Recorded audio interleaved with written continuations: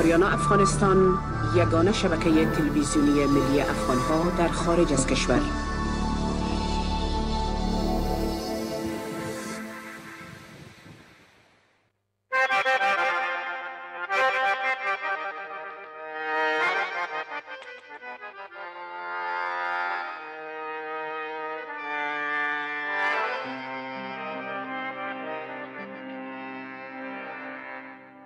چشم براه دل بیادت یک کردم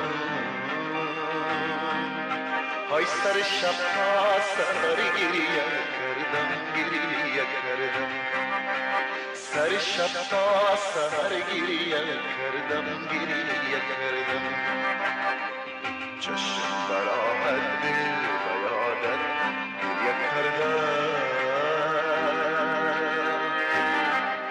سر شب تا سر گریه کردم گریه کردم سر شب تا سر گریه کردم گریه کردم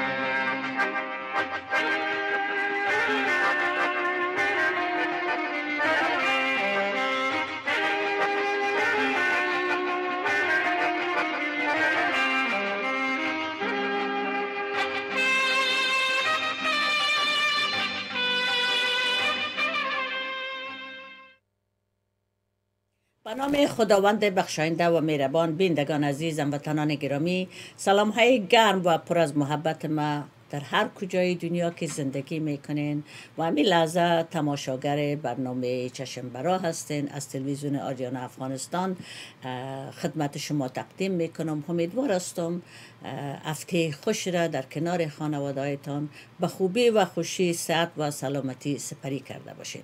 خوشحال هستم که باز هم در خدمت شما بینندگان نهایت گرامی قرار دارم و برنامه چشم برا را تقدیم شما میکنم.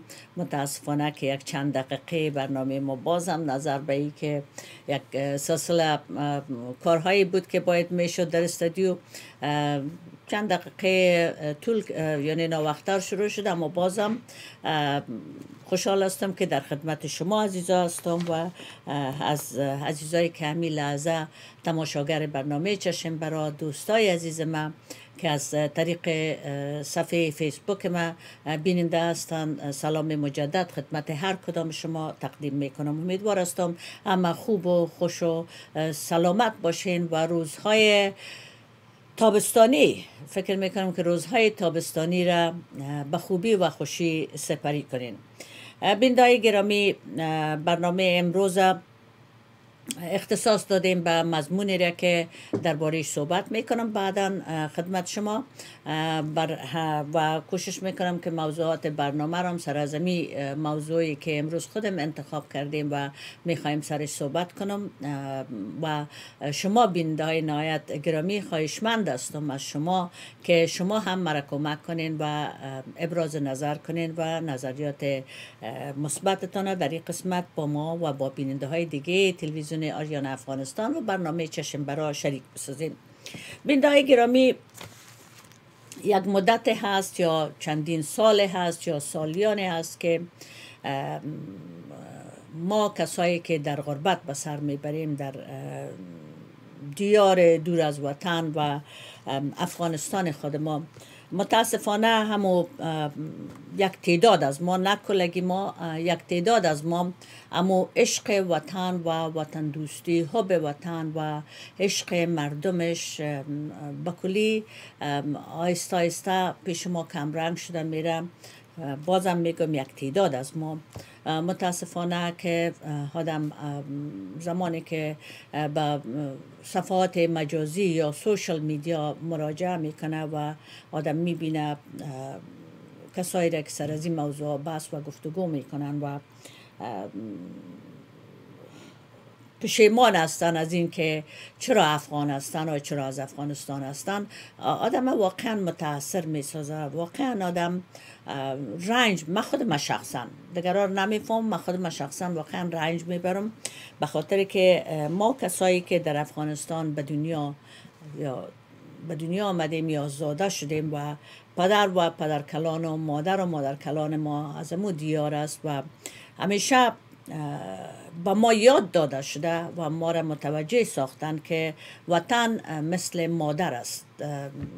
آدم باید وطن خود هیچ وقت فراموش نکنه و همون احترامی که آدم برای مادر خود می داشته باشه، همون عشق و همون محبت و احترام باید برای وطن خودم داشته باشه. متاسفانه در سالیان اخیر که آدم متوجه میشه، بعضی ها فهمیده یا بهتر بگوییم آگاه یا ناآگاه افغانستان بازیچه دست خود می سازند. افغانستانی که واقعا یک کشور است که غرور آفرین است و آدم باید سرش افتخار کنه و از نام از افغانستان و از یکی از افغانستان هستیم باید افتخار کنیم و با مردم خود ببالیم. برای کسایی که در اوجا سالیان متمادی است که رنج کشیدن، بدبختی دیدن و هنوز هم در اوجا زندگی میکنن، به خاطر همون عشق وطن است که اونا را در همون مملکت نگه داشته.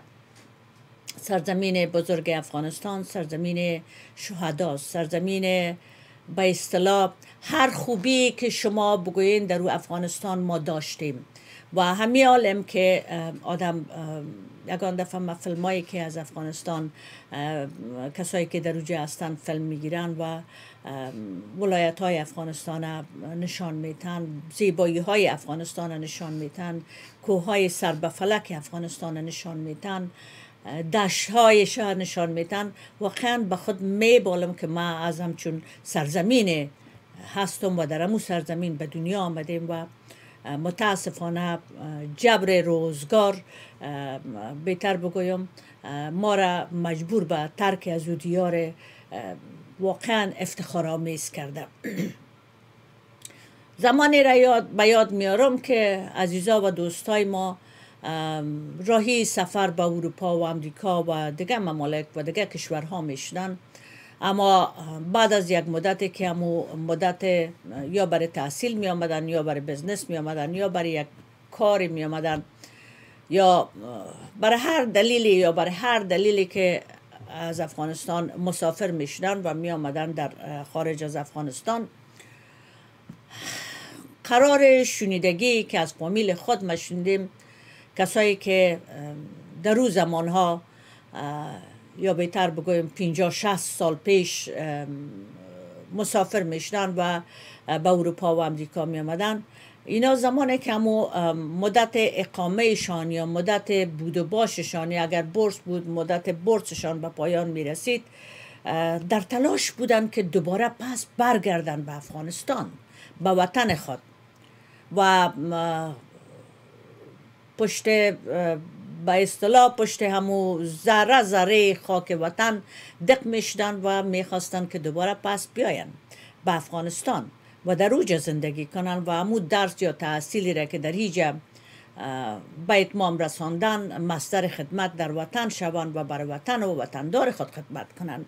هیچ کسی ما فکر میکنم اگر 100 نفر از افغانستان به اروپا یا امریکا می آمد، اگر بگویم 20% شاید نمی رفت دوباره به افغانستان، اما 80% دیگهش دوباره به افغانستان برمیگشت. ای چی بود؟ ای عشق به وطن بود، ای او به وطن بود، ای افتخار به وطن خود میکردن، افتخار به مردم خود میکردن و دوباره بر میگشتن. ما مضمون را امروز آماده کردیم بیننده عزیز که اول میخوایم که آهنگ اول برنامه را بشنویم و بعد از اینکه آهنگ برنامه را شنیدیم مضمون را که ما آماده کردیم برای وطن، برای عشق وطن خدمت شما تقدیم میکنم. اگر همکار تکنیکی ما آماده باشه که آهنگ پخش کنن و بعد از ختم آهنگ دوباره در خدمت شما می باشم و به ادامه پروگرام می پردازیم. با ما باشین. احمد ظاهر است.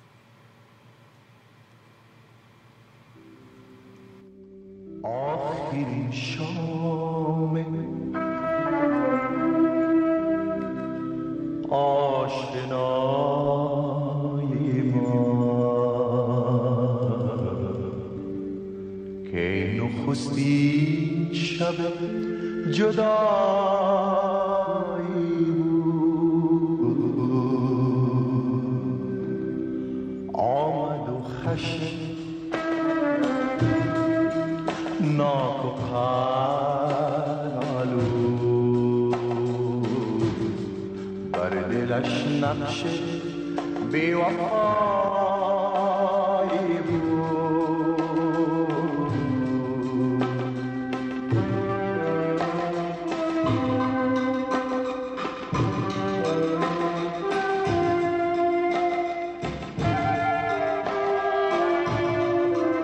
در آن موقعی که پنجه های خون‌آلود شفق دریچه آسایشگاه شب را با کلید طلا بر روی خورشید می‌گشاید، فراموشم مکن.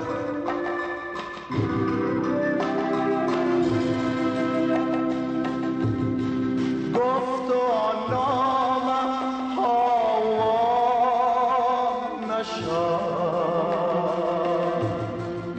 که برایت ز عشق و سر کردم. رد کن از بحر من که مهر تو را دیگر از قلب خود بدر کردم. آخری شام آشنای ما که نخستی شب جدایی بود، آمد و خشم ناک و پرآلود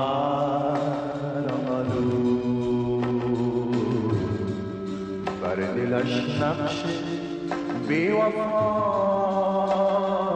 بود.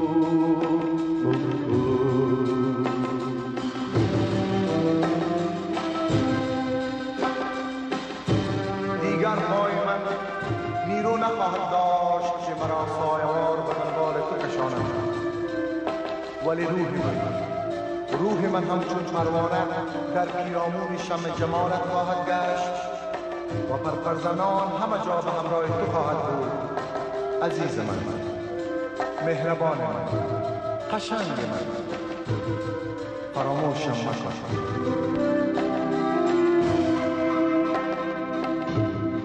دست لرزان من ز گوشه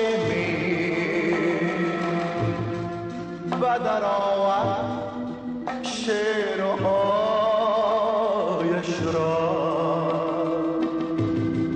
همگی را پایش افکندم،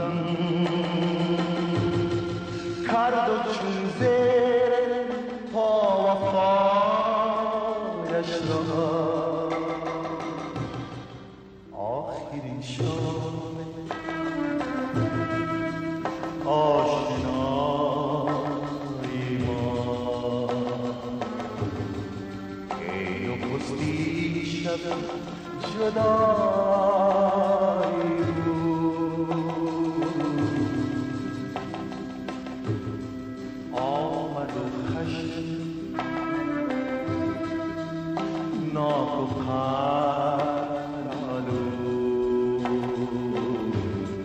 بر دلش نقش بی‌وفایی بود، آمد و خشم ناک و پرآلود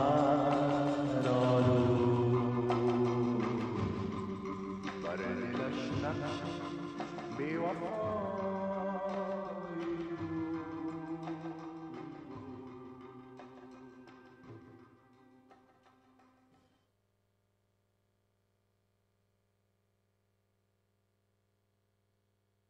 سلام مجدد بینده های گرامی، امیدوار هستم از آهنگ واقعا زیبای احمد زرجان لذت برده باشین. کسایی که تازه با ما پیوستین، سلام مجدد خدمت هر کدام شما عزیزان در هر کجای دنیا که بسر میبرین و تماشاگر برنامه چشم بر هستین. مضمون انتخاب کردیم که خدمت شما بینده های گرامی میخونم. امیدوار هستم که مورد توجه و علاقه شما قرار گیره. به سرزمین بلند اندوکش، به جایی که آفتاب نخست بر قله های پوشیده از برف میتابد و شامگاهان مهربانی مردمانش در کوچه و پس کوچه های کهن جاری می شود. افغانستان نه تنها نام یک کشور است، بلکه روی است زنده در میان کوهها و دشتها، قصه کهن با قلب جوان که در هر تپشش رد پای تاریخ، فرهنگ و استقامت موج میزند. بیننده های نهایت گرامی، در این برنامه به سفر می رویم در دل سرزمین شهر و شمشیر، در میان رنگ های قالین و عطر زعفران، جایی که صدای نی با هوای عشق در هم می آمیزد و تا در سخت‌ترین روزها امید در چشمان کودکانش برق می زند. بیایید امروز افغانستان را از نگاه نو ببینیم. نه تنها سرزمین جنگیده، بلکه سرزمین پر از استعداد، زیبایی و آرزوهایی که همچون پرنده زخمی هنوز پرواز را فراموش نکرده‌اند. افغانستان نامی که از دل برمیخیزد، نامی است که وقتی به زبان می آید دل می لرزد، اشک در چشم حلقه می زند و خاطرات مثل پرنده های رها شده از قفس بال بال می زنند در آسمان خیال. وطن برای ما تنها یک خاک نیست. افغانستان مادر ماست. سرزمینی است که دردهایش را با جان حس کرده ایم، عشقش را با خون در رگهایمان جاری می داریم. ای افغانستان، ای سرزمین بلند، کوهها و دشتهای بی پایان، ای گهواره شیران، ای خانه شیر و شمشیر، ما تو را با تمام زخمهایت، با تمام رنجهایت و با تمام زیباییهایت یا زیباییهای پنهانت دوست می داریم. تو تنها وطن ما نیستی، تو عشق ما هستی. عشقی که در رگهای من می تپد، عشقی که با صدای دل مادران شهید گره خورده است، با نگاه فرزندانت که در ویرانه ها لبخند می زنند.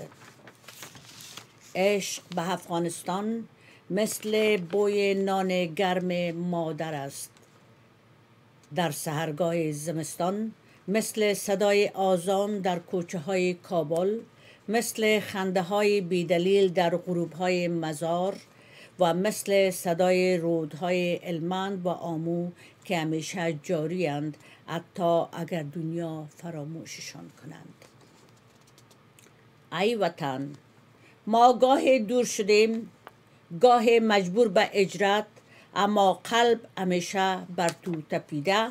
وقتی صدای یک آهنگ افغانی را میشنویم یا بوی خاک باران خورده‌ات را حس می‌کنیم، اشک به اجازه جاری می شود. ما تو را نه برای آنچی بودی، بلکه برای آنچی میتوانی باشی دوست می‌داریم.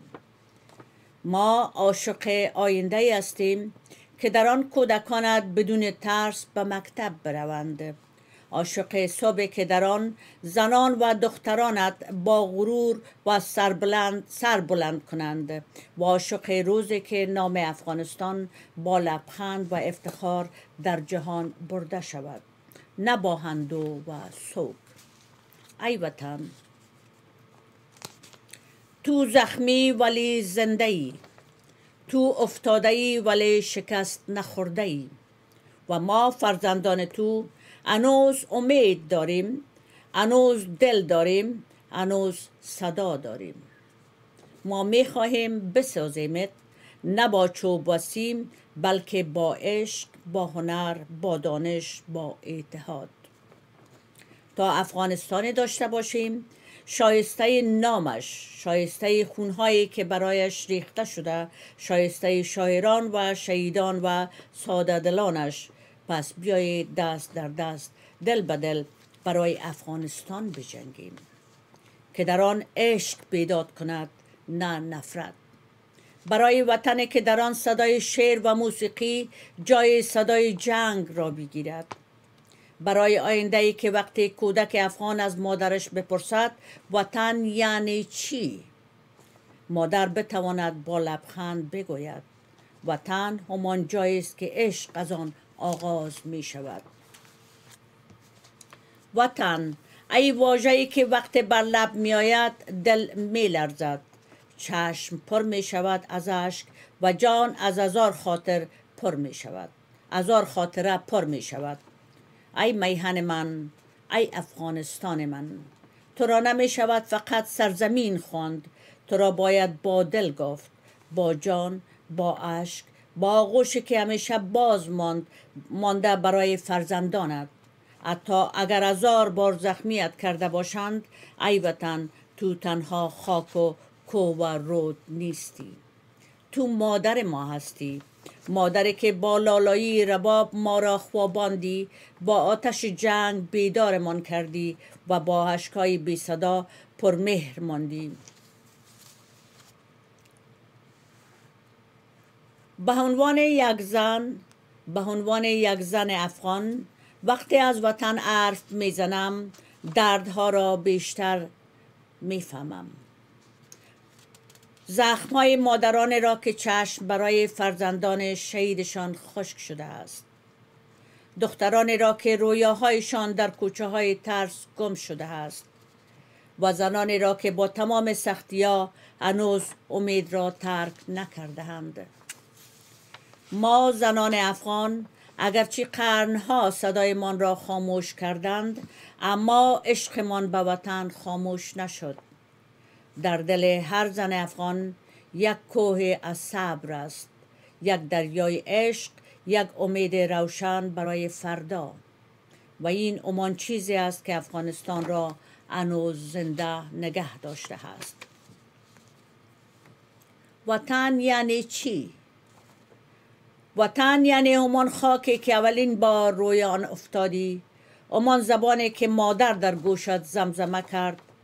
وطن یعنی اشک‌هایی که ریختی وقتی نامش را شنیدی در غربت. وطن یعنی آن تکه‌ای از دلت که هیچ کس حتی زمان نمیتواند از تو بگیرد. افغانستان من، تو را نمی شود ترک کرد. هر چند گاه مجبور شدیم رفتن را انتخاب کنیم، اما ما کجا برویم که دلمان را همراهت نبریم. نامت در ما ریشه دارد، در خوابهایمان، در اشعار ما، در آهنگها، در صدای باز گرفته مادر. اما عشق تنها احساس نیست، مسئولیت است. عشق به وطن مسئولیت است.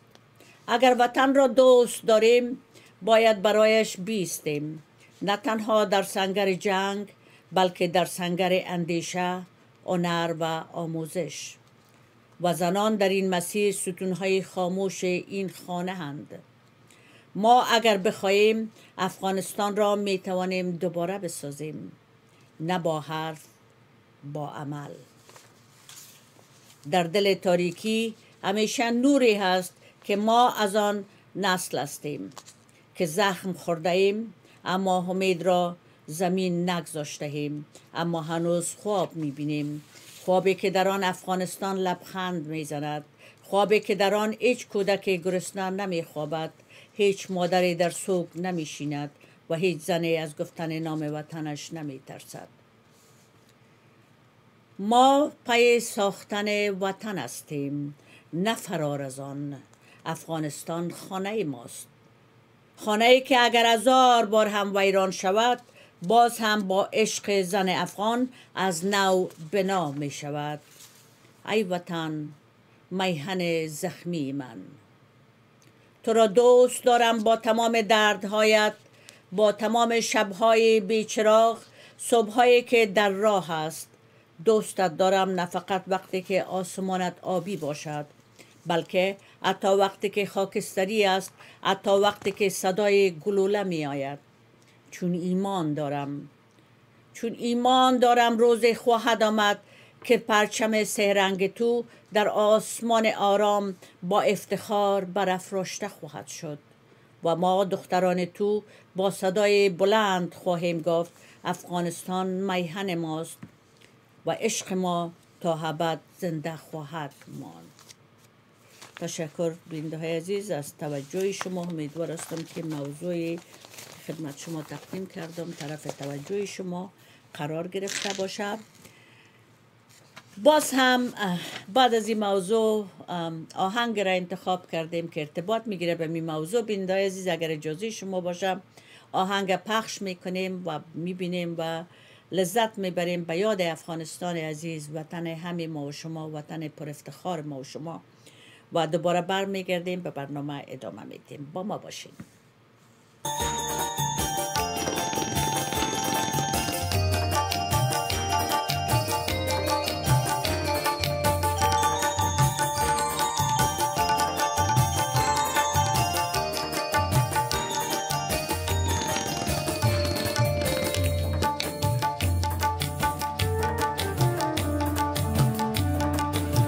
به آشیانه گشتم، خانه به خانه گشتم، بی تو همیشه باغم، شانه به شانه گشتم. به آشیانه گشتم، خانه به خانه گشتم، بی تو همیشه باغم، شانه به شانه گشتم. عشق یگانه من از تو نشانه من، بی تو نمک نداره شیر و ترانه من. عشق یگانه من از تو نشانه من، بی تو نمک نداره شیر و ترانه من. سرزمین من خسته خسته از جفای، سرزمین من بی سرود و بی صدای، سرزمین من دردمند و بی دوای، سرزمین من. سرزمین من کی دم تو را سرود، سرزمین من گیله تو را گشوده، سرزمین من کی بکن وفا نموده، سرزمین من. سرزمین من، سرزمین من.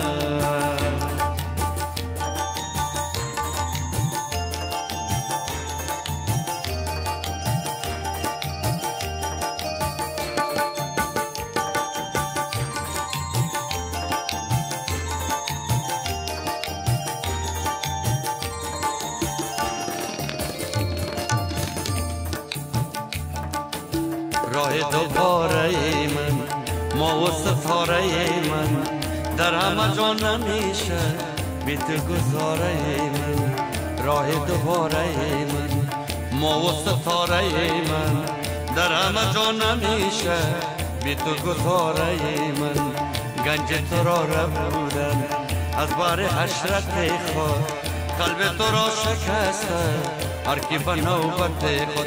سرزمین من خسته خسته از جفایی، سرزمین من مثل چشم انتظاری، سرزمین من مثل قلب داغداری، سرزمین من. سرزمین من مثل چشم انتظاری، سرزمین من مثل قلب داغداری، سرزمین من مثل دشت پرغباری، سرزمین من. سرزمین من به آشیانه گشتم، خانه به خانه گشتم، بی تو همیشه باغم، شانه به شانه گشتم. به آشیانه گشتم، خانه به خانه گشتم، بی تو همیشه باغم شانه با شانه گشتم عشق یگانه من از تو نشانه من بی تو نمک نداره شیر و ترانه من سرزمین من خسته خسته از جفای سرزمین من بی سرود و بی صدای سرزمین من دردمند و بی دوای سرزمین من سرزمین من کی غم تو را سرود سرزمین من کی ری تو را گشوده سرزمین من کی با تو وفا نموده سرزمین من سرزمین من سرزمین من سرزمین من سرزمین من سرزمین من سرزمین من سرزمین من سرزمین من سرزمین من سرزمین من سرزمین من سرزمین من سرزمین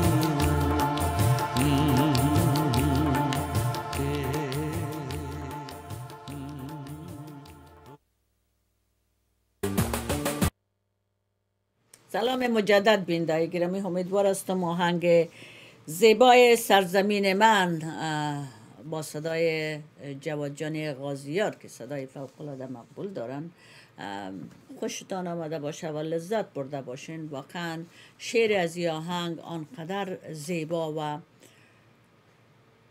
با وطن ما و شما میخوان مطابقت میکنه با شرایط 20 سال قبل افغانستان که متاسفانه گنج تراره بودن از برای اشرات خود نمیتونم میگم و واقعا همینطور اتفاقات در افغانستان افتاد. انشالله که سر از این موضوع بعدا صحبت میکنیم، اما امیدوار هستم که از این آهنگ لذت برده باشیم. واقعا آهنگ شعر پر از مفهوم و آهنگ فوق‌العاده زیباست. اگر اجازه تان باشه میریم اسمای یک تعداد از هموطنان ما را که مدت هاست که بر ما ایمیل کردن که در جستجوی عزیزانشان هستن خدمت شما میخوانم و بعد از او به ادامه برنامه میپردازیم. خانم ماری از جرمنی در جستجوی گلاله جان و نجیبه جان هستند. معذرت میخوایم، نه صحیح گفتم در جستجوی گلاله جان و نجیبه جان هستند که یا نه والا غلط خواندم، مرا ببخشین. گلاله جان و نجیبه جان اصلا از ویرجینیا در جستجوی خواهرخوانده هایشان اوا جان و خواهرشان گلاله جان هستند. مرا ببخشین بیننده عزیز. پدرشان غلام یحیی، برادرشان قادر در دهنه دیبوری کابل زندگی میکردند. قرار معلومات در استرالیا مقیم هستند. در لیسه رابعه بلخی هم صنفیشان بوده. در اسلام آباد کارمند یک کمپانی امریکایی بوده. البته اوا جان. آقای آیات الله بابخانی از آلند در جستجوی دوستشان فرید مشهور به شاه محمود ولد محمد حسن که در مکتب پارسا هم صنفیشان بوده.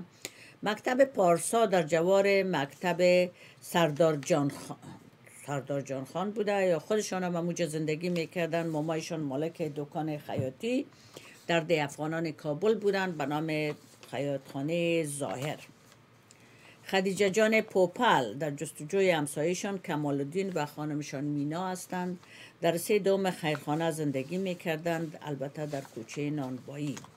آقای هاشم از جرمنی قبلا معلم در لیسه ابیبیه در جستجوی آقای ظاهر هستند که از سال 1994 در مسکو با ایشان بوده و همچنان در لیسه نادریه و بعدا 15 ساینس در رشته فیزیک با ایشان بودم، فیزیک و ریاضی البته، و در مسکو هم با ایشان یک جا بودم.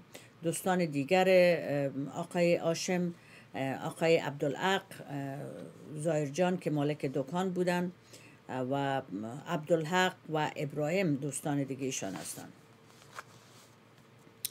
آقای شکیب در جستجوی دوستشان که در انستیتوت پداگوژی معسل بودند، در عقب ریاست ملی بس در کابل زندگی میکردند. در بلاک بعدا شکیب جان دوستشان در بلاک 47 مکرورویان کنه، البته با ایشان دید و وادیدشان در امو بلاک 46 مکرورویان بودم.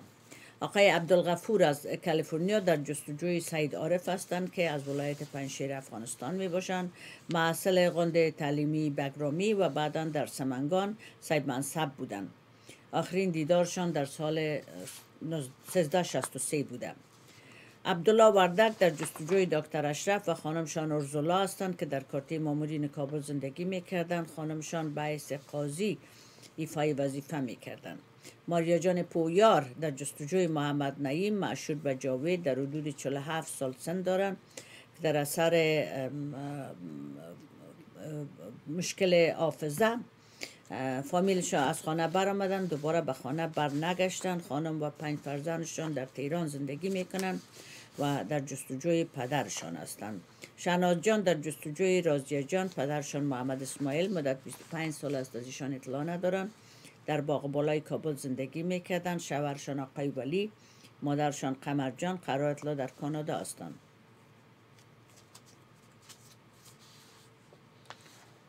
امین الله مجیدزاده کارمند وزارت زراعت قبلا در جستجوی عبدالرحمن که در دفتر پروژه مایی در قرغه کارمند بودند و همچنان در قرغه زندگی میکردند.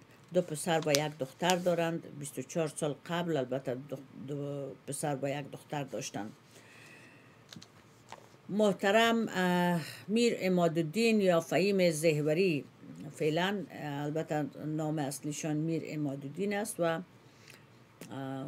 مشهور به فهیم زهوری یا فهیم جان زهوری، نام اصلیشان میر عمادالدین است که در کانادا زندگی میکنند. در جستجوی مودود همایون راستین هستند که در لیسه نادری همسنفیشان بودند. مالک دواخانه راستین در 32 کارته پروان البته موقعیت داشتی دواخانه و در باغ بالای کابل زندگی میکردند. قرار شدگی در سال فعلا در سان فرانسیسکو. مالک فود ترک یا ترک یا موتر که غذا را مفروشند در اوجا می باشند. در تیم باسکتبال لیسه نادریه بودند.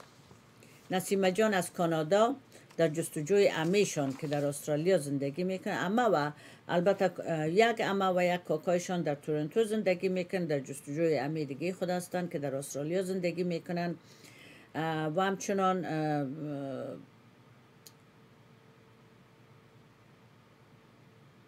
یک عمهشان اما جان در کانادا هستند. همه دیگهشان نجیبه جان و کاکایشان عزت الله جان و اما جان در کانادا هستند و در جستجوی نجیبه جان همه خود هستند که 24 سال است از ایشان اطلاع ندارند و در دیدانهای کابل زندگی میکردند قبلا. خسرو جان پنجشیری در جستجوی دوست پدرشان حبیب نصاری هستند که مقیم کشور سویدن مدت 3 سال است از ایشان اطلاع ندارند. خانم لیلا از اورنج کانتی در جستجوی پدرشان که در زمان حکومت نور محمد ترکی لادرک شدند در پلچرخی کابل زندانی بودند. فضل رحیم اچوکزی سید منصب بودند. 35 سال عمر داشتند یا سن داشتند در روز زمان. خانمشان صدیقه اچوکزی، دخترانشان شیما، ملکه، زرمینه، لیلا یا لیلما و پسرانشان کریم، فضل و نعیم نام دارند. دین محمد جان یا فرید جان از لندن در جستجوی شیر اکبر شیرزاد هستند که در ولایت خوست با ایشان همکار بودند مدت 5 سال. قرار اطلاع فعلا شیر اکبر شیرزاد در فرانسه زندگی می کنند. میرویس جان از فرانکفورت جرمنی از ولایت پکتیا که در کابل زندگی می کردند در جستجوی دوستشان عبدالغفار هستند که در کلولپشته زندگی می کردند. مالک دکان تایر فروشی در نزدیکی های مسجد پلخشتی داشتند.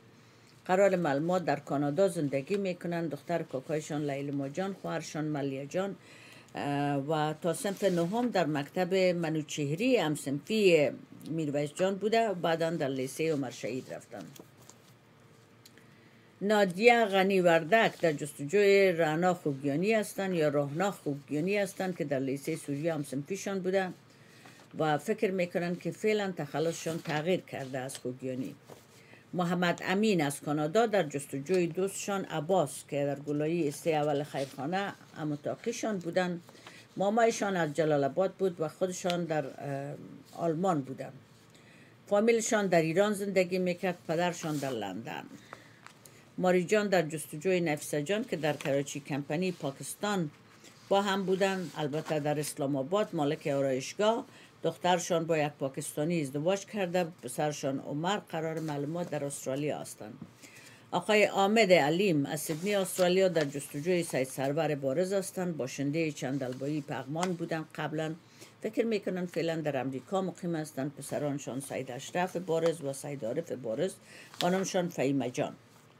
آقای عیسی در جستجوی عبدالجلیل هستند که در مطبعه حزبی از سالهای 61 الی 66 در شعبه طب عروفی کار میکردن.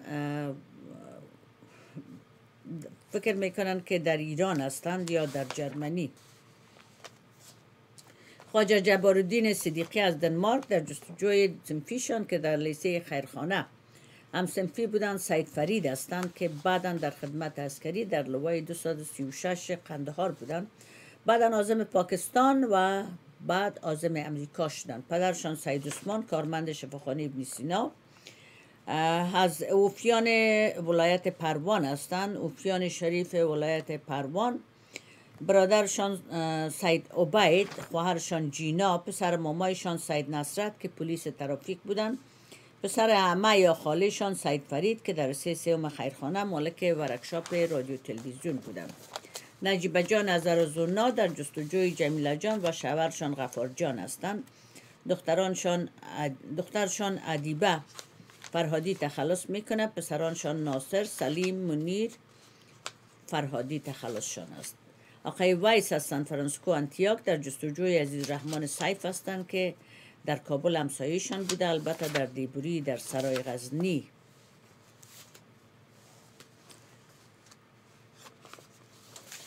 آقای زکی یا زک در جستجوی سید کمال و سید جمال هستند. دو خواهر داشتند، در اسلام آباد پاکستان قبلا زندگی میکردند یا در سالهای 1983. 30 سال میشه که از ایشان اطلاع ندارند. زرمینه جان عزیز در جستجوی رازیه جان خلوتی هستند.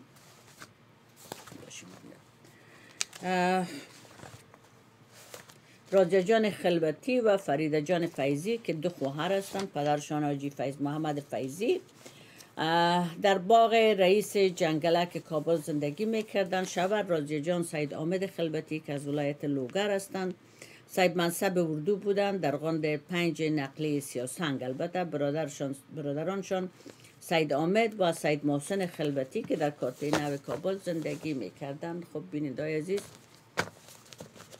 ای بود ایمیل ها و معلوماتی که در طول چند وقت به ما رسیده بود. میریم به ادامه برنامه میپردازیم. کسایی که تازه با ما پیوستیم، از هر طریقی که تماشاگر برنامه چشم برا هستین، خوش آمدین، صفا آوردین. خوشحال هستم که در خدمت شما هستم و شما عزیزا تماشاگر برنامه هستین. البته یک چیز باید یادآور شم، بیننده شماره تلفن استودیوی ما تغییر کردم.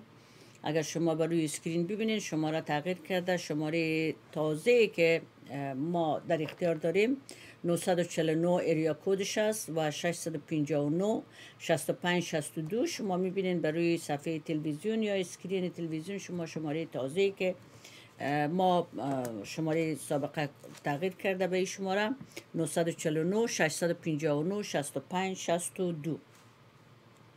بینندای عزیز، بجا نخواد بود که یک اندازه سر اوضاع مهاجرین هموطن ما که در امریکا و اروپا و در هر جایی که هستن سرازی صحبت کنیم، به خاطر که تا جایی که ما اطلاع گرفتیم یک تعداد از مهاجرین افغانی که در امریکا هستن. اول میریم سر امریکا صحبت میکنیم، بعدا میریم به ممالک دیگه ای که مهاجرین ما هستن. چون در امریکا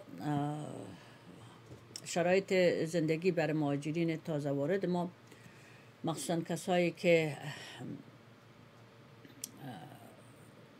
ویزه موقتی داشتن در امریکا بر از شرایط به اندازه سخت و ناگوار و تلخ شده. متاسفانه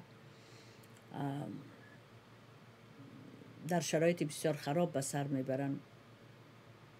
یک تعدادشان دیپورت کرده، یک تعداد دیگهشان برشان یک مدت داده. فکر میکنم اگر اشتباه نکنم 1 ماه وقت داده ایشانه که امریکا را ترک کنن و دوباره برگردن به افغانستان. متاسف هستم، واقعا متاثر هستم. ما یگان دفعه پیش خود میگم که ما به کدام گناه محکوم هستیم. از هر طرف که ما و شما میبینیم سردچار رنج و بدبختی و ذلت و زندگی های رقتبار یک تعداد از ما افغان ها در هر کجایی که هستیم هستن. ببینین این کسایی که به امریکا آمدن در طول 4 سال قبل یا تقریبا 4 سال به یک امید افغانستان به اصطلاح ترک کردن و آمدن.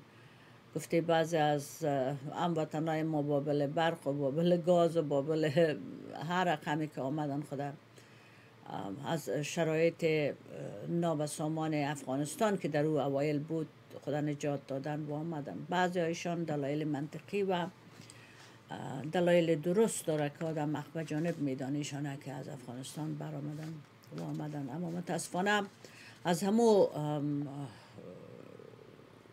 پروازهایی که برای کسایی که واقعا مستحق همون پروازها بودن میسر شده بود، بسیاری کسایی از او سوء استفاده کردن و خدا نجات دادن و کسایی که مستحق بود که باید از افغانستان خارج میشد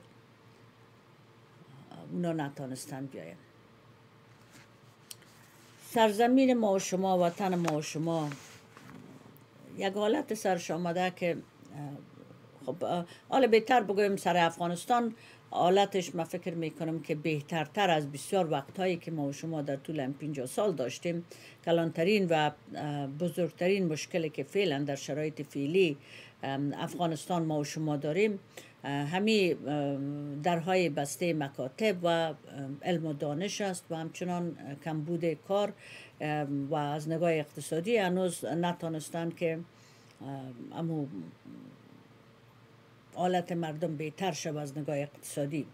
یکی فقر گریبانگیرشان است متاسفانه، یکی هم درهای مکاتب برویشان بسته است، در علم و دانش برویشان بسته است.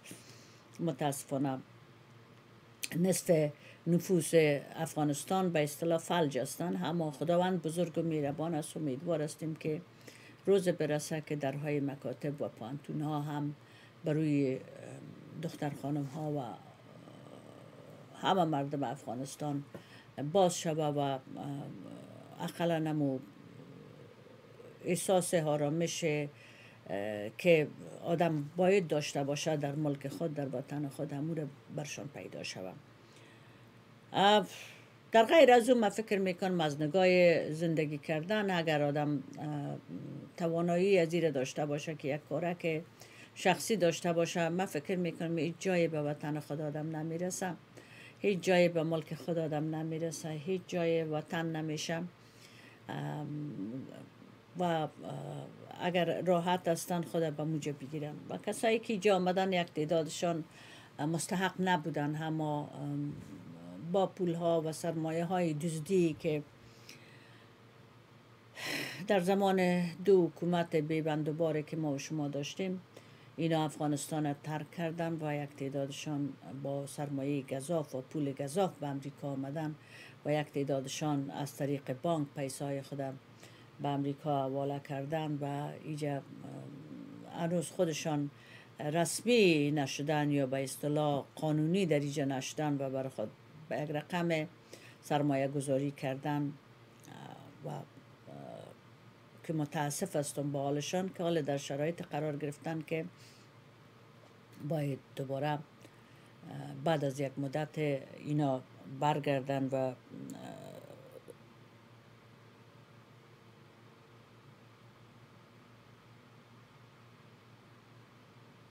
شماره را آقای نجیبی شماره 949 659.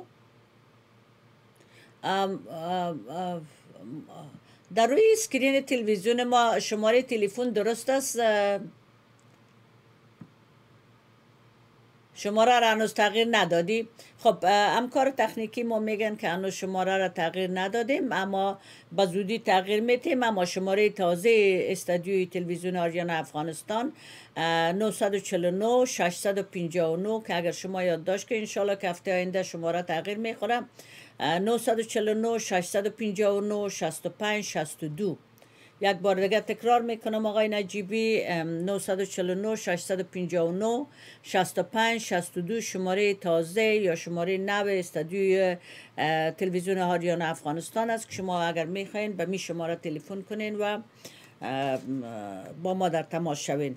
معذرت میخوایم آقای نجیبی، یک دنیا تشکر از اینکه مرا متوجه ساختین. من خودم هم چون اسکرین تلویزیون از پیش من دور است و اینطور احساس کردم که همکار تکنیکی ما شماره رو تغییر داده، اما متاسفانه کدام مشکل پیدا شده. به می خاطر برنامه یک ذره تال خورد.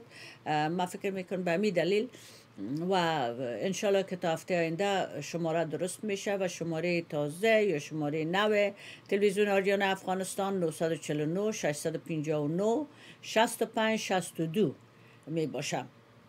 به هر حال سر موضوع مهاجرت هموطنای ما که برشان یک ماه وقت داده شده که اگر تا یک ماه، البته کسایی که با ویزه موقتی در امریکا آمدن بر از اینا وقت داده شده که اگر تا یک ماه امریکا را ترک نکنن اینا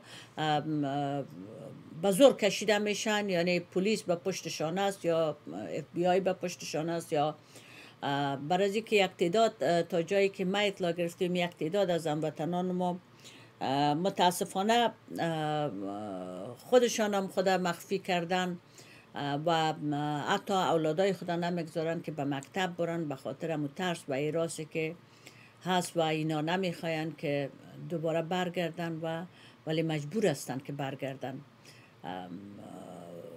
کار ساده نیست که در مابین امریکا ما و شما بدون اسناد زندگی کنیم. اگر سرمایه بسیار وافر هم داشته باشه آدم دیگه باید آدم قانونی باشه. غیر قانونی در مابین امریکا زندگی کردنش مثل عزیز که یک پرنده آزاد در قفس پرتین شما اونم مرقب و اونم رقم می باشه و همچنان زیر میکروسکوپ پلیس امریکا شما می باشین و یا گروپ آیس که مربوطش میشه همی اخراج مهاجرین یا جمع کردنشان. اونا بسیار انسانای خشن و چیستن، جدی هستن در کار خود که خدای نخواسته نشوه که هموطنان ما با مشکل سر دچار شوند. متاسفانه در امریکا شرایط به اندازه برشان سخت آمده و یک چیزی که من متوجه از این مهاجرین تازه وارده که به امریکا تازه وارد آمدن، اینا آنقدر در گشت و گذار هستن از یک ایالت به دیگه ایالت، از یک منطقه به دیگه منطقه اینا موو میکنن و میرن و سفر میرن و از این استیت به دیگه استیت سفر میرن. به نظر من فکر میکنم ما زمانی که در امریکا ما آمده بودیم 10 سال کامل ما در امریکا فقط در خود امریکا بودیم. خب شاید سفر که با موتر سفر میکردیم میرفتیم، اما سفر خارج از امریکا را ما در حالی که سیتیزن امریکا هم شده بودیم، یعنی اقامه دائمی امریکا را به دست آورده بودیم، اما سفر نمی رفتیم. خب شاید شرایط فرق میکرد در روز زمان، حال شرایط قسم دیگه است. اما من میبینیم که کسایی که تازه در امریکا آمدن اینا در یک گشت و گذار هستن. اینا فقط از یک استیت در دیگه استیت میرن، از یک شهر در دیگه شهر میرن، از یک ایالت در دیگه ایالت میرن.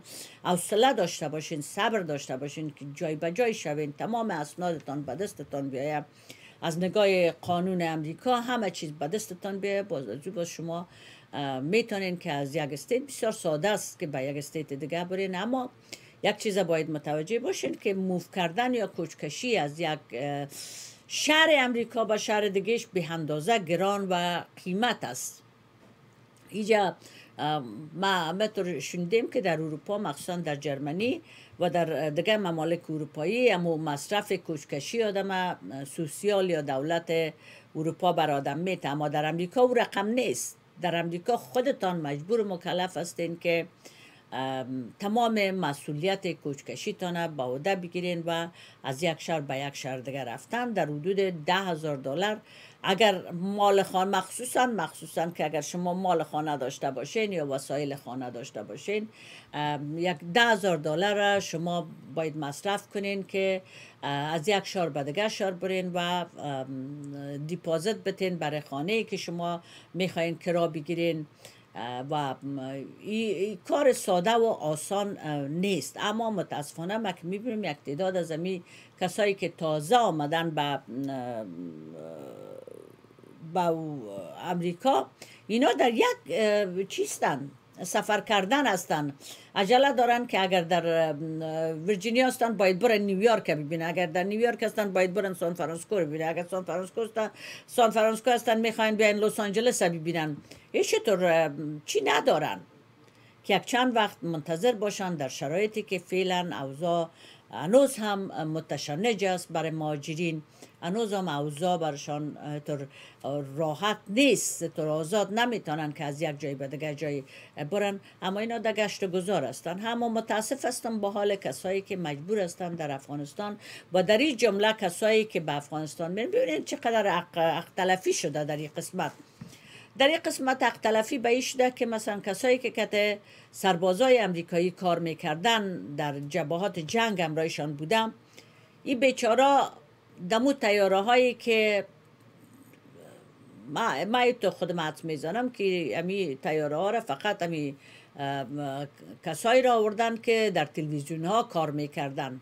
ما خو غیر این از امی نفرها را زیادتر در اینجا میبینم، نظر به این که ما مثلا یک سربازی که کت قوای ائتلاف کار میکرده ببینم زیادتر. من میبینم که این کسایی که او را از صفحات مجازی و سوشال میدیا میبینم که اینا کلشان بر آمدن، اما کسای اصلی که جانشان در خطر بود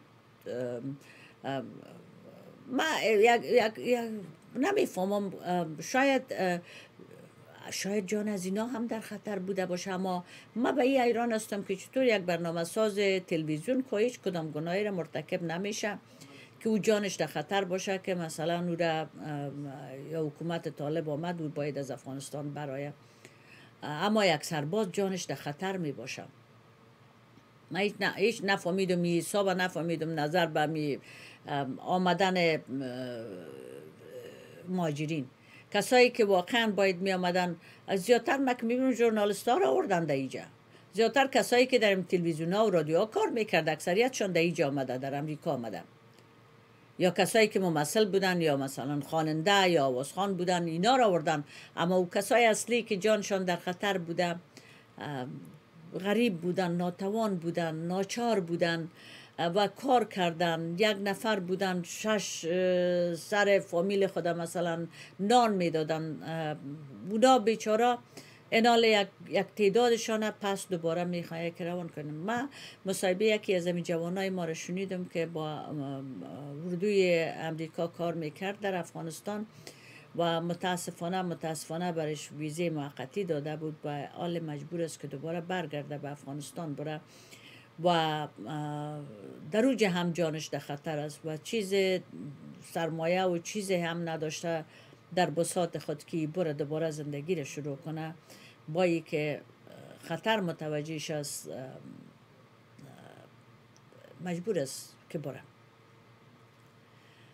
پاکستان چی بود براتون بگویم؟ پاکستانی که خون ملت ما را در طول تقریبا 50 سال خورد و از خون شهیدای رای آزادی افغانستان این نفع برد و مملکت خود آباد ساخت و سرمایه دار شد. امروز افغانای ما و شما را با مشت و با لگد از مملکت خود میکشند. امروز با مشت و لگد، با دست خالی، کسایی که 20 سال در او مملکت زندگی کردن، 30 سال در اون مملکت زندگی کردن، صاحب یک دکانه که بتانن که اقلا یک وقت نان در دسترخوان فامیل خود بگذارن، اونا را به زور مشت و لگد از خانه هایشان میکشه و روان میکنه به افغانستان.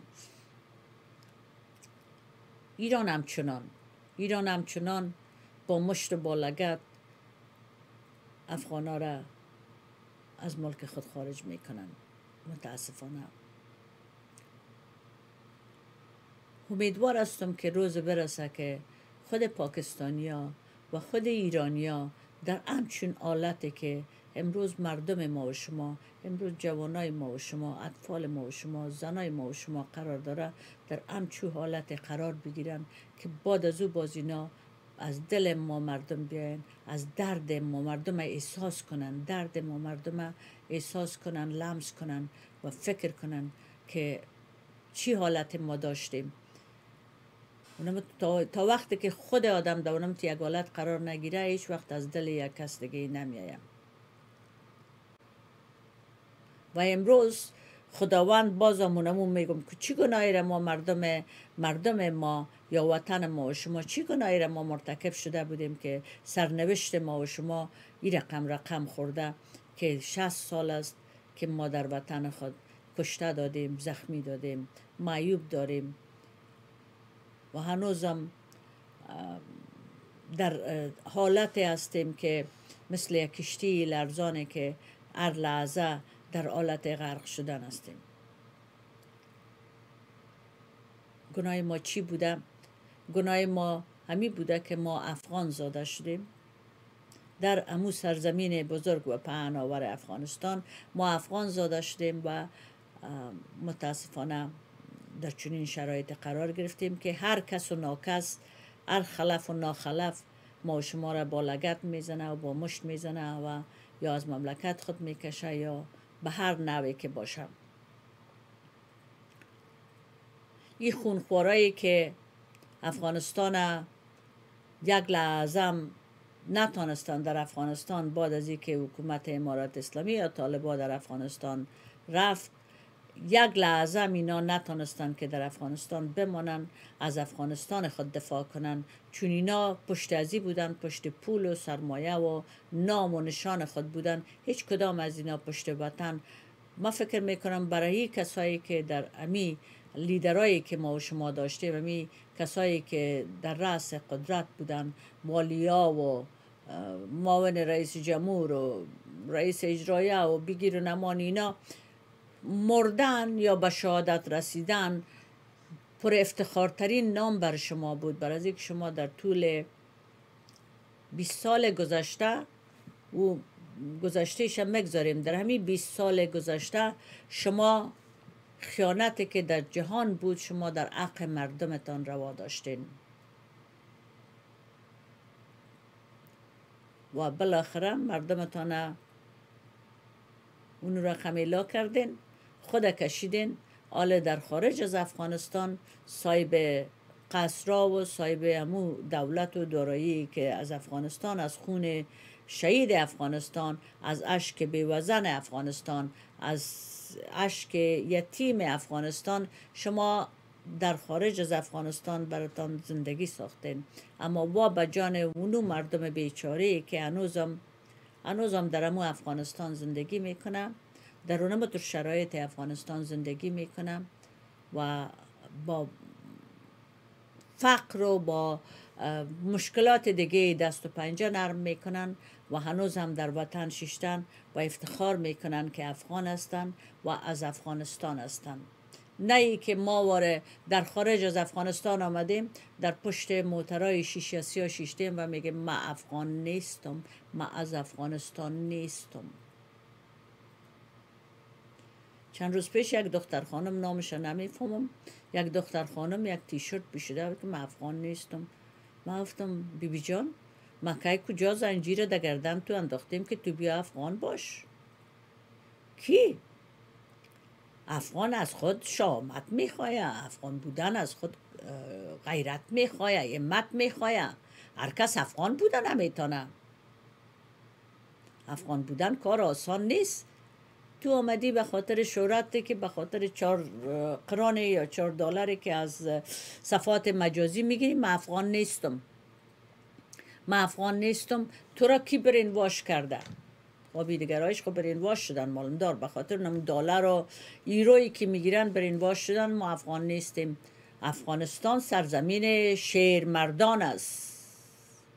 افغانستان، شهامت و غیرت افغانستان در دنیا نام داره. هر کس افغان بوده نمیتونه، هر کس افغان بوده نمیتونه متاسفانه.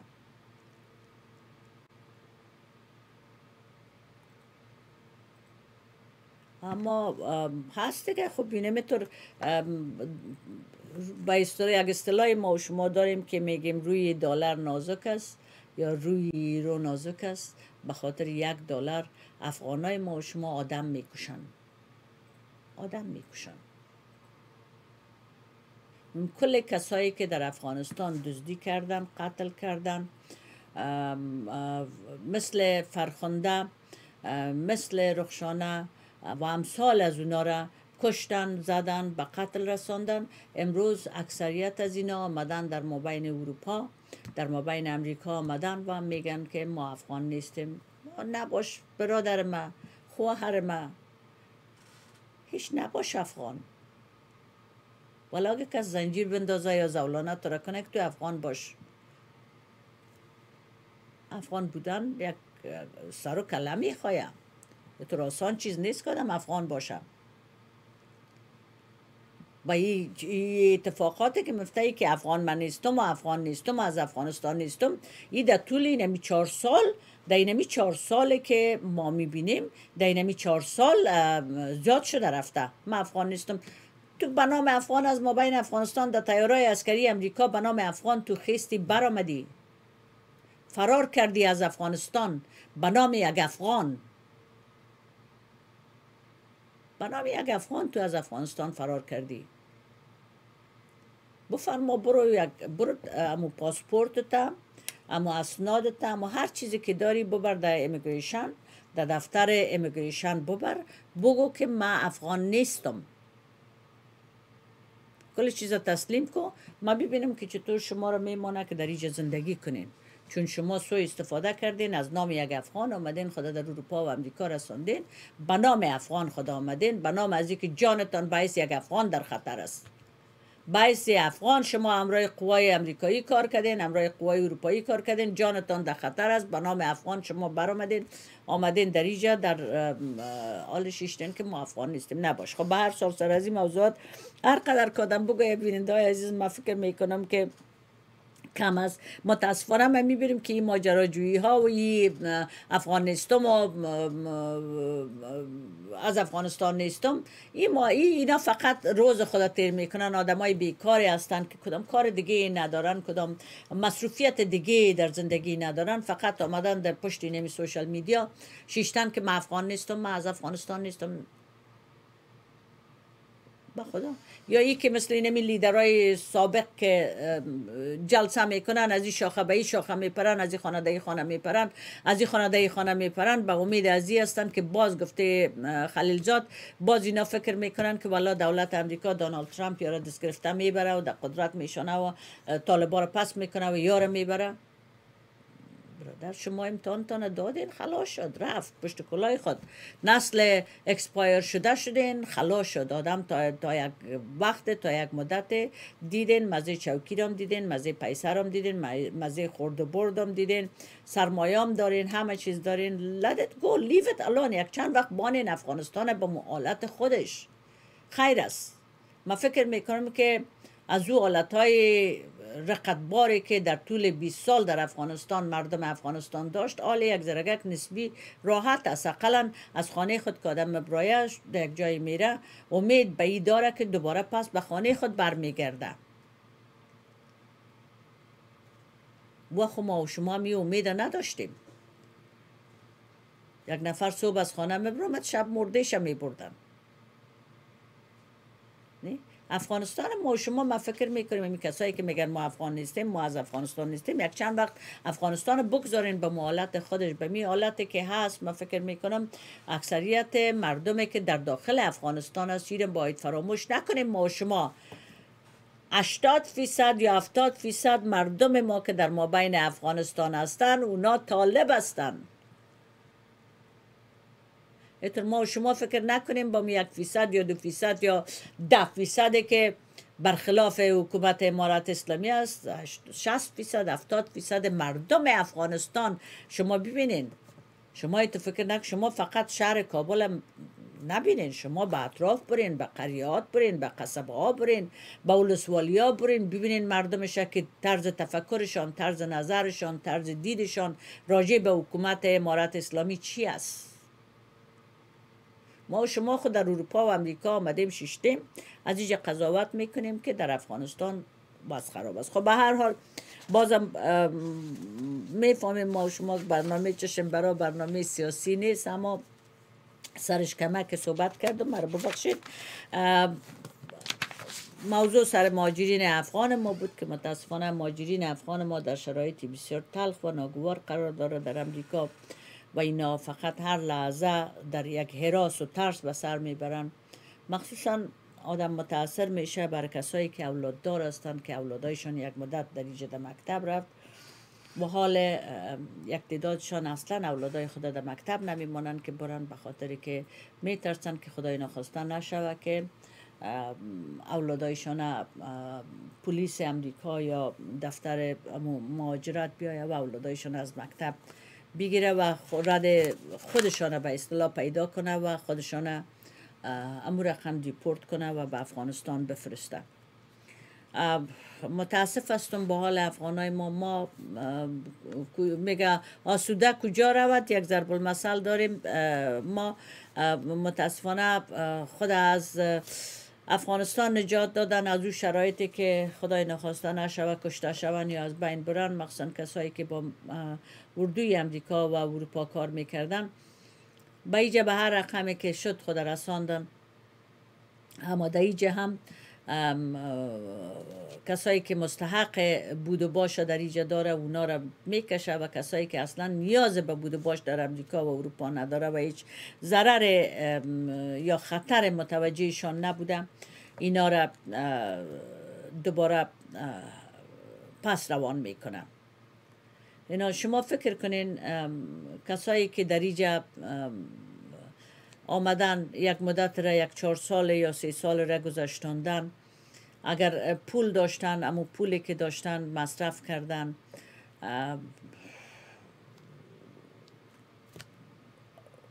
پس اینا برن با دست خالی زندگی کردن در افغانستان. من فکر میکنم مخصوصا کسایی که اولاددار هستن برشان به اندازه سخت است. واقعا آدم متاثر میشه، واقعا آدم غمگین میشه. اما متاسفانه کسایی که آمدن در اینجا در طول همی 4 سالم بسیار خیزهای بلند هم زدن و بسیار مصرفهای بیجا هم کردن. متاسفانه که در همون 1 سال یا 6 ماه اول که برای اینا دولت پول میداد و دولت برشان کوپون غذایی میداد، مدیکل میداد، همه چیز میداد، اینا مصارف از اینا انقدر گزاف بود که برای آینده خود، برای فردای خود اینا پس انداز نکردن و امروز یک تعدادشان محتاج هستند.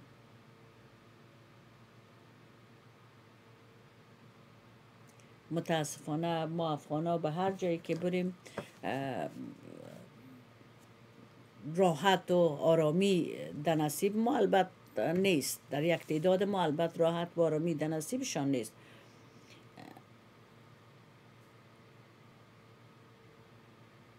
امید جان مراد زنده باشه. یقینا گپ شما بیخی درست است. ما همراه شما هم نوا هستم که یک کشور معلومدار به اشخاص ضرورت داره، به افراد نیاز داره که educated باشن، با دانش باشن، مسلکی باشن. ما همراه شما 100% هم نوا هستم. من هیچ کدام گفتنی در این مسئله ندارم. اما متاسفانه ما و شما در یک شرایط هستیم که هیچ چیز از دست ما و شما ساخته نیست. اگر بفهمیم که یک چیز از دست ما و شما ساخته است، از این راه دوری که ما و شما هستیم، به یقین کامل که یک کار خواهیم کرد. اما متاسفانه چی کار کرده میتونیم؟ ایره خب همه ما و شما میفهمیم که افغانستان نیاز داره به کسایی که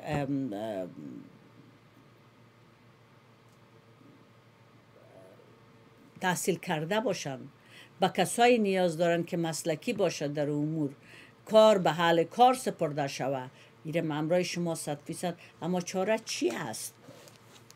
چاره چی هست؟ یعنی شما فکر میکنین آقای باشین، آقای اگر اشتباه نکنم امید جان مراد، امید جان گل، راه چارش چی است؟ آیا ما و شما میتونیم که اعتبار کنیم سر امی لیدرایی که ما داشتیم، سر از اونها اعتبار کرده میتونیم؟ ترجیح میتیم. این حالا مثلا من میگم خب کدامش بهتر است؟ آیا همی کسایی که چور کردن، چپاول کردن؟ افغانستان معتبرترین کشور دنیاست. متاسفانه فعلا غریبترین کشور دنیاست، اما در حقیقت اگر شما فکر کنین از جمله سرمایه دارترین کشورهای دنیا افغانستان شاید که هیچ مملکت مثل افغانستان نباشه، با این ذخایر که داره، با این معادن که داره، با همه چیزی که داره، زیبایی های دیگه خب بانین. اما چی کار کرده میتونیم؟ اینال وقتی که آدم میبینه از خوب و از بد و بدتر کده، اینال ما و شما مجبور هستیم که بد قبول کنیم، بدتر قبول کرده نمیتونیم، برای که سرمه آزموده را آزمودن خطاست. ما و شما دیدیم، به چشم خود دیدیم حکومت کردن، 20 سال هر کدام از اینا در چوکی و در مقام بودن، چی کار کردن برای افغانستان؟ امروز طفل افغان ما که در اوجا با پای برهنه میگرده، اینا چی کردن؟ کدام یتیم خانه ساختن، کدام مکتب ساختن، کدام پوانتون ساختن، کدام یعنی دارالمجانین مساکین ساختن، مؤسسه خیریه چی ساختن اینا؟ اینا آدم از بدتر کده میگه بد بهتر است. ما گپ شما رو بیخی تایید میکنم، ما با تمام احترامی که به شما دارم گپ شما رو هم تایید میکنم، هم نظر شما هستم. بله افغانستان هر کشور به علم و تحصیل و علم و دانش نیاز داره. افغانستان یگانه کشور در دنیا است که امروز درهای تحصیل و علم و دانش برویشان بسته شده. همین ما شما میفهمیم. اما راه چاره که اگر ما بخوایم که باز به 20 سال گذشته که خوردن و بردن و چور کردن و چپاول کردن دوباره برگردیم به موخو، امکان نداره. من خب والا میگم از اونا کده اینا بهتر است. بیشترم گفتم در خلال صحبت‌های خود که اگر درهای مکاتب باز شود، درهای پوانتون‌ها باز شود، زنها بتانن که کار کنن در پهلوی مردم. من فکر میکنم که خودم شخصا من نه طالب هستم نه طرفدار طالب هستم، اما آرامش مردمم آرزویم است و همیشه خواستیم که مردمم ملتم باید آرام باشه، راحت باشه، برای مردم صحیح است. اما ما خو هرگز برای کسایی که در خارج از افغانستان با خون شهید افغانستان آمدن و با اشک یتیم بر خود سرمایه ساختن، هرگز نمیخوایم که اینو دوباره پس برن. به هر حال امیدوار هستم که آقای مراد امروز شما هم نواستم با کلی، اما کدام چاره نداریم جز از که صبر داشته باشیم، حوصله داشته باشیم. خداوند روز را برسانه که افغانستان هم مثل دیگه ممالک با مو آزادیا و با مو حق انسانی هر شهروند افغانستان، هر سیتیزن افغانستان برش باید داده شود. حق مسلم یک دختر افغان است، درس و تحصیل است، باید حقش داده شود. یا دخترای افغان باید حق خود بگیرن. امیدوار هستم که جامعه جهانی سر از این مسائل زیادتر بچه و زیادتر فوکسشان سر از می باشه که باید درهای مکاتب و پوانتونا برای دخترای افغان باز باشه. به هر حال بینده عزیز، امروز یک آهنگ دیگر هم انتخاب کردیم، آهنگ که خودم به اندازه دوست دارم، به یقین شما هم لذت میبرین. اگر هم کار تکنیکی ما آماده پخش باشه آهنگ با هم میبینیم و دوباره برمیگردیم با شما میباشیم. با ما باشید.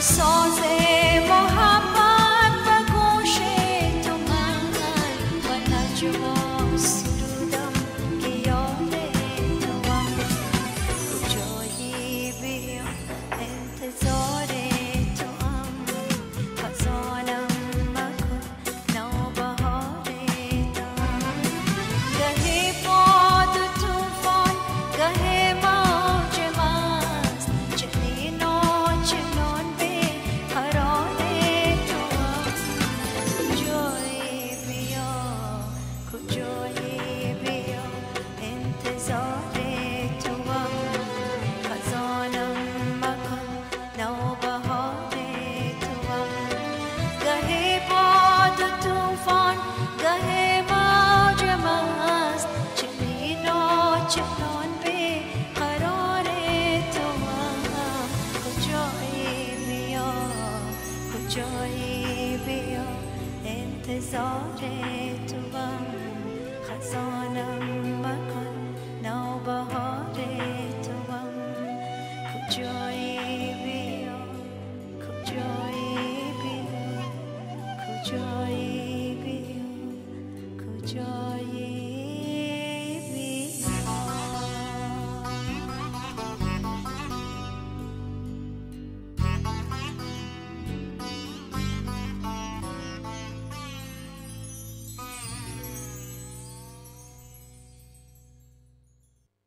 سلام مجدد بینندگان گرامی. بازم آهنگ زیبای نجوا که واقعا نجوا خانم آهنگ کجایی را به اندازه مقبول با ویدیو کلیپ و دیزاین به اندازه مقبول خوانده. صدای فوق العاده داره نجوا جان.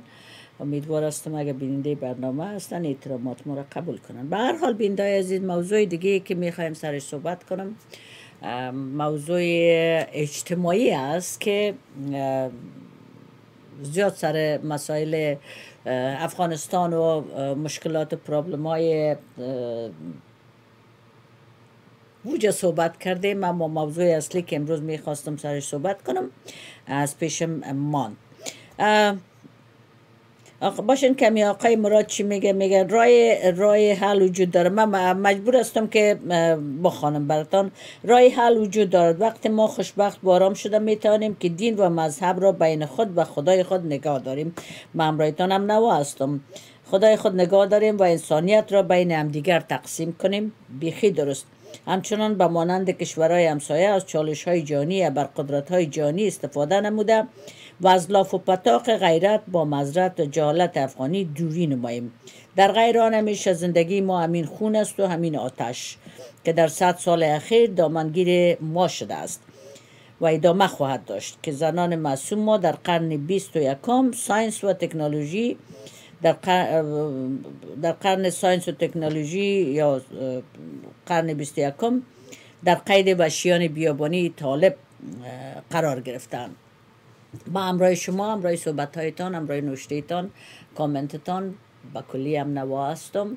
اما اگر ما و شما گزینه بهتری از این داشته باشیم، اگر ما بتانیم یک کار کنیم که مردم خدا نجات بدیم، مخصوصا طبقه آناس یا خانم‌های افغان نجات بدیم، رای حل باید برش پیدا کنیم و ما و شما یک چیز باید مد نظر بگیریم که رای حل نفهمیدم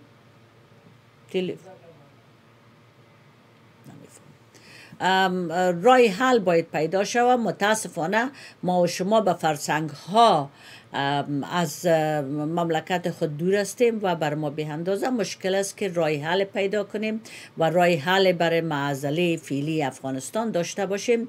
باید بگذاریم همون رقمی که ما و شما اگر متوجه شده باشیم، یک چیز باید فراموش نکنیم که در شرایط کنونی افغانستان یا در طول همی 60 ساله که در افغانستان بعد از شهادت رسیدن سردار داود خان، ما و شما اگر متوجه بوده باشیم، بجز از رهبرای یا گروه خلق و پرچمی که آمدن و رفتن و یکی سر دیگهش برید و دیگهش بالش داده گلونش من خفک کرد و بعد از اونا در طول همین 20 ساله که ما و شما یک حکومت به اصطلاح نسبتاً چه قسم برتان بگویم نسبی داشتیم که همه چیزش دروغ بود، اردویش دروغ بود. خب به هر حال سر از اون همه پیچیم. افغانستان یا مردم افغانستان به دست خودشان نبودن. یک دست دیگه بالاتر از دستشان بود که اینا را هر کس را آوردن، شناخته و ناشناخته قدرت افغانستان را در دستشان دادن و یک زمان او را نگاه کردن. ما شما شاهد هستیم که هم آقای کرزی تمام دور پیش ساکر امریکایی احاطه کرده بود و از این نگهداری میکرد و همچنان از اشرف غنی را. باز از اشرف غنی نسبی افغانای خود ما بودن، اما از در حکومت کرزی ما و شما شاهد هستیم که امریکا تمام ارگ امریکایی کنترل میکردن.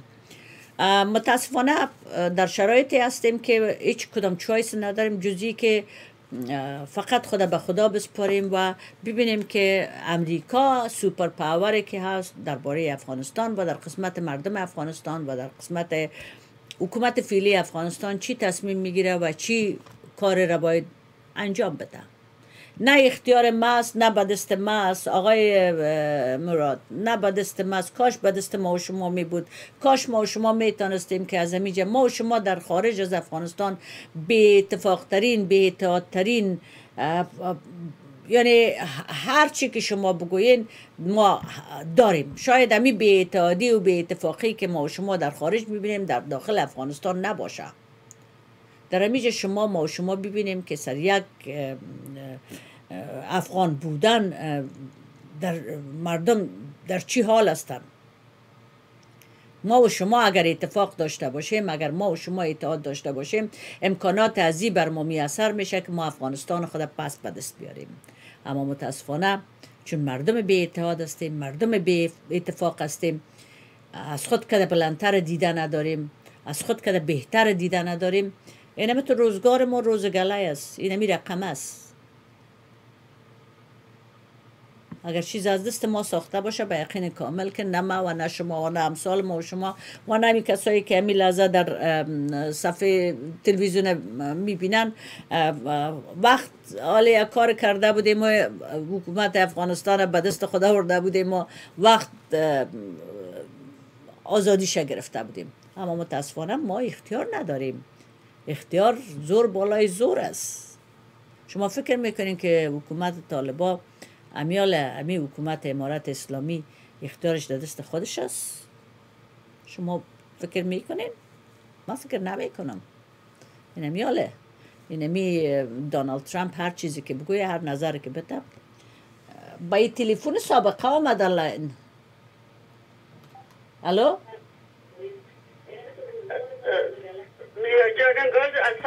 السلام، چطور هستین؟ خوب هستین؟ زنده باشین. بفرمایین خانم بارز، میشنمش. همگی شکر، تشکر، زنده باشین. شما چطور هستین خانم بارز؟ خوب هستین؟ از خودت تا زمانی که ما یکی دیگه خود قبول نکنیم، احترام به یکی دیگه خود نکنیم، اتفاق نکنیم، هیچ چیز نمیشه. یقینا. امی از یک ساتردی گذاشته بله در سانتیاگو یک کنسرت گرفته بودن یا یک میله گرفته بودن. اونجا رفت یکون چیز که باشه باز بچه میای از خاطر خودم که مرا بیرون ببریتن. بله دیگه روز پیشتر ما در باغ گل رفتیم و شام در هتل بودیم، صبحش اونجا رفتیم. باور میکنی که خیلی از افغانای نو دیگه از سابقه هیچ کس نبود. باور میکنین که من غیر از یک خانم دیانا جانه که دیدم دیگه هیچ کس از سابقه نبود. این نمیست که ما یکی دیگر قبول نمی کنیم. بله حتی افغان از افغان دیگر مپریزن و کلگی بازراستی کسایی که آمدن دیگر ات رختای افغانی پوشیده بودن، ات یک رختای افغانی پوشیده بودن که خدا میدانه که قیمت های از او چند بود. بسیار یعنی یک میله بسیار خوب بود. نان فراوان آورده بودن، رخت و لباس برای فروش آورده بودن، جولدی ها فروش آورده بودن. خودم عادت دارم که یک جایی که میرم میبینم که یک بزنس از افغانای ما هست، ولو که اگر کارم نداشته باشم یک چیزی میخرم. با خاطر از این که میگم اونا امید کردن آمدن که یک بزنس بسازن، یک چارپیه بسازن. اما متاسفانه فکر نکنم که پیسی خودم کشیده باشن، برای که هر غرفه $500 بود. از 4 تا پیران که میگی بفروشه، در 4 تا پیران $75 یا $50 او اصلا هم کرایه همو دوکان نمیکشه، پورا کردن نمیتون. اوکی دیگه گپ ما سر عزیز که باید یکی دیگه خود قبول کنیم. بله. با یکی دیگه خود احترام داشته باشیم. احترام خورد خدا دوست داشته باشیم. کلانای خدا احترام کنیم. آلی خواباره شدیم، بیچاره شدیم، اما بس است دیگه دست به هم بدیم، پشت قومیت و اینا نگردیم، یکی دیگه خدا قبول کنیم. خدا مهربان است، خدا مهربان میرسه روزشو. بله، خداوند مهربان است.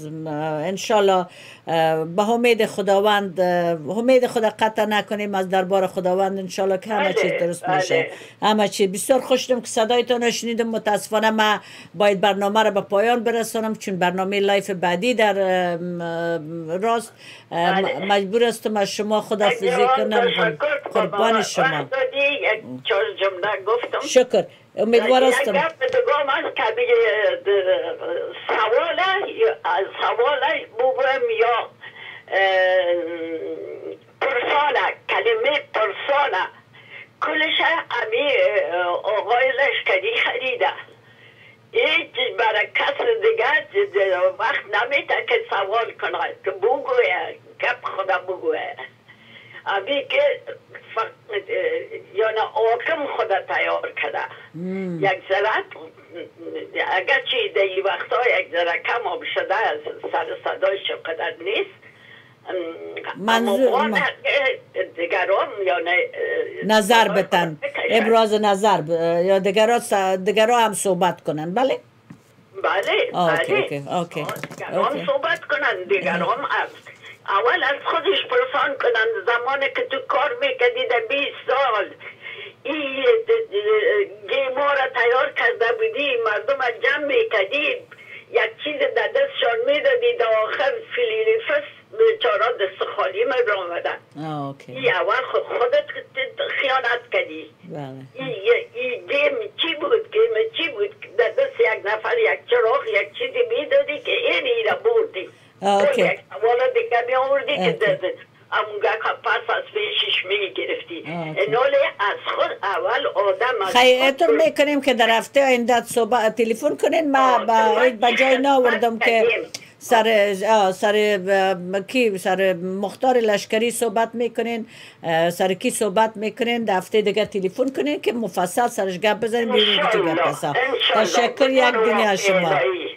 تشکر. زنده شما. شما را خوش آرام داشته با شما یک جای.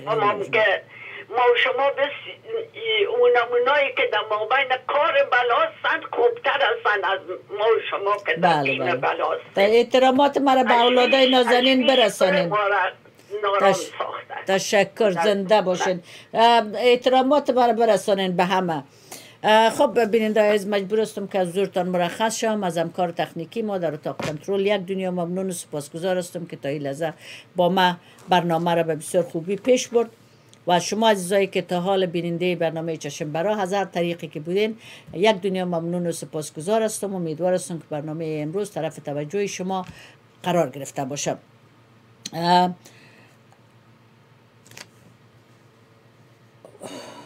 خب به هر صورت برنامه امروز با یک 4 فرد یا یک شعر بسیار کوتاه به پایان میرسانیم. میگن زندگی صحنه یکتای هنرمندی ماست. زندگی صحنه یکتای هنرمندی ماست. هر کسی نغمه خود خواند و از صحنه برفت. هر کسی نغمه خود خواند و از صحنه برفت. صحنه پیوسته به جاست. خورمان نغمه که مردم بسپارند به یاد.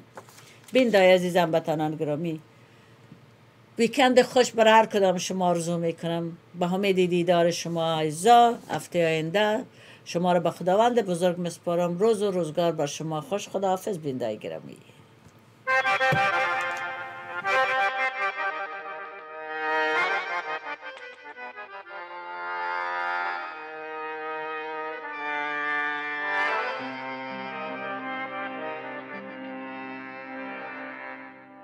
چشم براحت دل به یادت یک کردم های سر شب تا سر گریه کردم گریه کردم سر شب تا سر گریه کردم گریه کردم چشم براحت دل به یادت یک کردم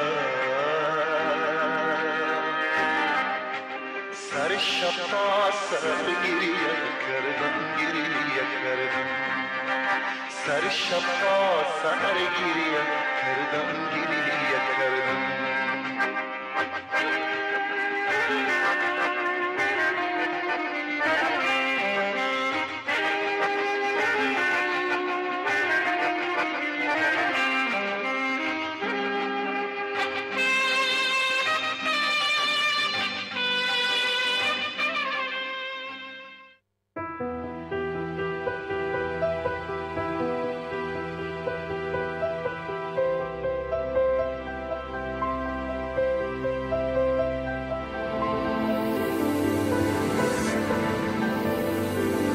آریانا افغانستان یگانه شبکه تلویزیونی ملی افغانها در خارج از کشور